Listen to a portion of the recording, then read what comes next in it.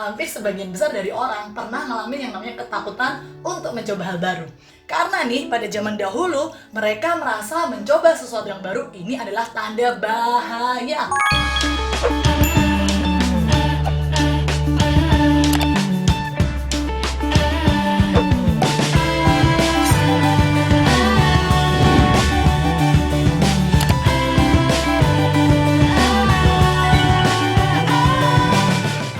Pernah gak sih my friend kalian ngalamin yang namanya ketakutan untuk mencoba hal yang baru?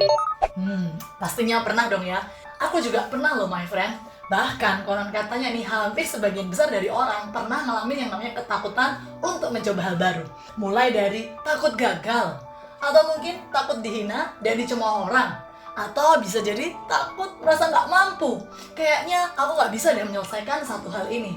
Atau bisa juga takut terlihat bodoh karena hal baru adalah sesuatu yang asing. Gimana nih kalau nanti aku jadi kelihatan bego di depan orang lain? Wah, pastinya ini perasaan yang mengganggu banget ya. Bahkan my friend, dari zaman nenek moyang kita ternyata takut untuk mencoba hal baru ini sebenarnya adalah hal yang wajar. Karena nih, pada zaman dahulu mereka merasa mencoba sesuatu yang baru ini adalah tanda bahaya. Wah, kok bisa ya?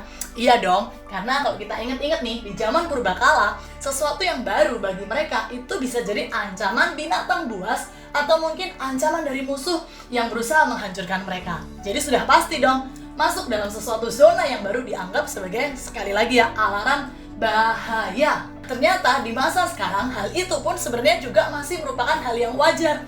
Takut untuk mencoba hal baru sebenarnya adalah bagian dari pertahanan diri manusia nih my friend. Survival, karena manusia harus menghindari bahaya. Jadi hebat banget kan Tuhan pencipta kita yang menciptakan manusia dengan perlengkapan untuk menjaga dirinya. Yang jadi masalah adalah kalau rasa takut ini jadi berlebihan my friend. Akhirnya bukan hanya rasa takut, tapi jadilah ketakutan. Atau kamu dikuasai oleh rasa takut itu sehingga akhirnya kamu jadi nggak pergi kemana-mana deh. Atau kamu jadi nggak pernah melakukan satu hal pun dalam hidupmu karena kamu sepertinya stagnasi dan terjebak oleh rasa takutmu. Nah, kamu nggak mau kan kayak gitu? So, hari ini aku bakal bagikan 5 cara untuk mengatasi ketakutan mencoba hal baru. Yang pertama, cari tahu penyebabnya. Ada banyak orang mengalami ketakutan untuk memulai hal yang baru, tapi nggak tahu apa yang menjadi penyebab di dalam dirinya, my friend. Contohnya, mungkin kamu pernah gagal di masa lalu, dan ini bikin kamu trauma berat. Akhirnya, kamu nggak pernah berani untuk memulai sesuatu yang baru lagi.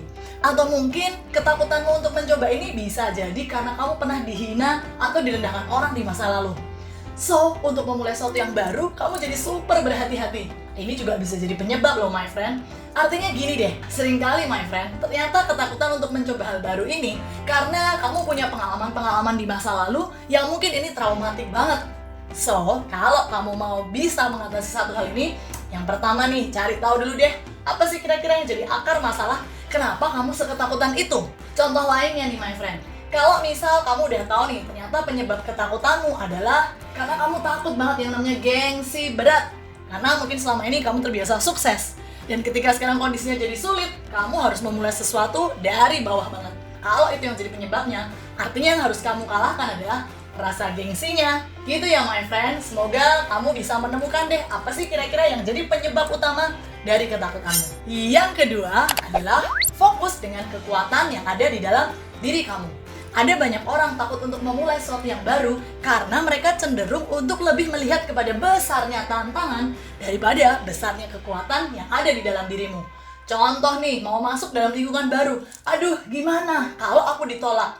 Mau masuk dalam satu pekerjaan baru, misal memulai bisnis nih. Aduh, gimana nanti kalau aku nggak bisa? Atau mungkin aku bisa gagal. Kenapa enggak sekarang kamu mencoba berpikir yang sebaliknya? Misal nih, gimana ya kalau aku nggak mencoba hal ini? Jangan-jangan aku bisa berhasil. Akhirnya, kamu jadi lebih termotivasi untuk melakukannya. Menurut teori dari Paul G. Stott tentang adversity quotient, ada 3 tipe orang nih my friend, berkaitan dengan kemampuan mereka dalam menghadapi tantangan. Yang pertama, ini adalah tipe quitter. Kalau diibaratkan seperti orang yang akan naik ke puncak gunung my friend. Tipe quitter adalah tipe orang yang melihat tingginya gunung atau melihat besarnya masalah dan tantangan sehingga akhirnya membuat dia ketakutan dan akhirnya nggak pernah memutuskan untuk naik ke gunung. Aduh, gunungnya tinggi banget, kayaknya masalahnya atau tantangannya gede banget, mending aku di zona nyaman terus deh. Itulah tipe quitter, tipe yang kalah sebelum bertanding, atau tipe yang akhirnya tidak pernah memulai suatu hal baru pun dalam kehidupannya karena cenderung selalu melihat pada besarnya tantangan. Tipe yang kedua adalah tipe yang disebut dengan camper.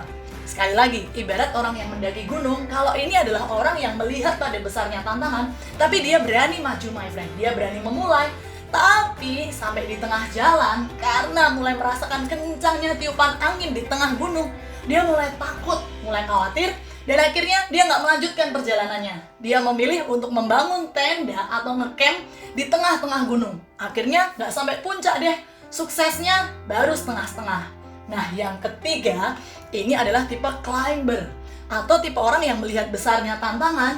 Dia tahu bahwa masalahnya besar, tapi dia percaya ada kekuatan di dalam dirinya, sehingga apapun tantangan yang dia hadapi, dia akan terus maju, tidak akan pernah berhenti sampai berhasil atau sampai puncak gunung. Inilah tipe climber, atau tipe orang-orang yang mencapai sukses dalam kehidupannya. Jadi, sekalipun mencoba hal baru adalah sesuatu yang mengerikan, tapi pastikan fokuslah pada kekuatan yang ada dalam dirimu, karena solusi untuk masalahmu sebenarnya sudah ada di dalam dirimu sendiri. Yang ketiga, persiapkan diri sebaik mungkin.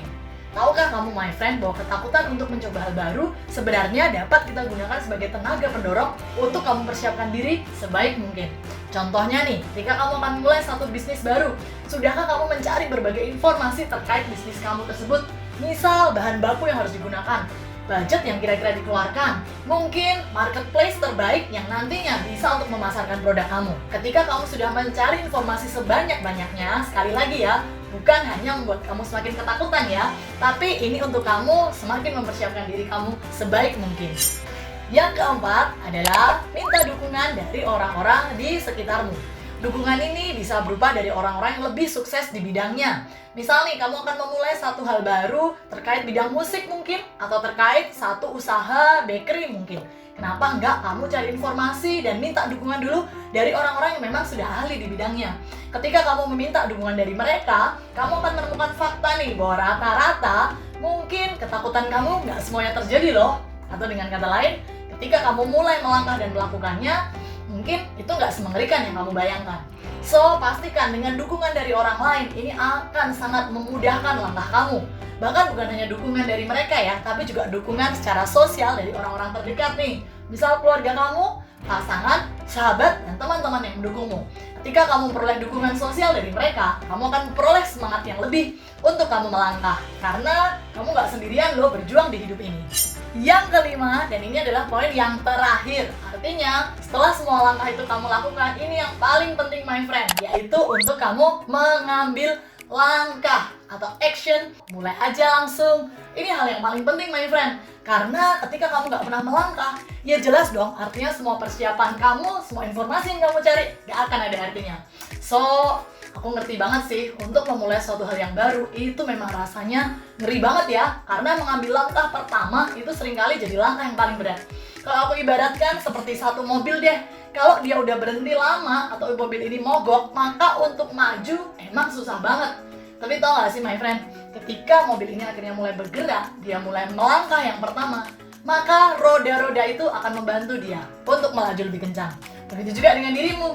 Sekalipun langkah pertama terasa sulit, tapi percaya deh, kalau kamu mau mengambil langkah pertama ini, maka pasti akan ada langkah kedua, 3, 4, 5, bahkan langkah yang ke-100.